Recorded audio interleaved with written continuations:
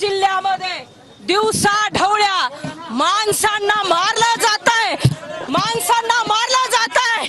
या बीड जिल्ह्यामध्ये आज दिवसा ढवळ्या संतोष देशमुखला ज्या पद्धतीने मारलं, त्या मारेकऱ्यांचा फाशीची शिक्षा झाली पाहिजे, ट्रायल व्यवस्थित चाललं पाहिजे, प्रत्येक गोष्टीला ट्रान्सपरन्सी असली पाहिजे, पारदर्शकता प्रत्येक गोष्टीत असली पाहिजे।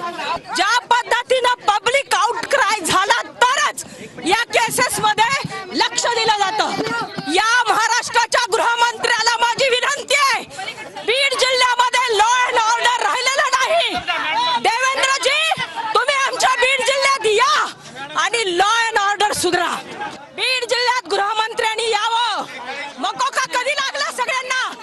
रस्त्यावरची लढाई लढल्यावर लागला, रस्त्यावरची लढाई।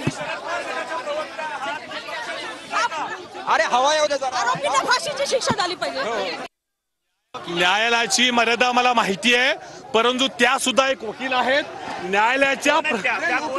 मला नाव सांगता येणार नाही, पण त्या स्वतः एक वकील आहेत। परंतु एखाद्या भूमिकेत मांडत असताना, एखादी बाजू मांडत असताना तुम्ही जर एखाद्याला स्टंटबाजी करणं असं कदापि सहन होणार नाहीये।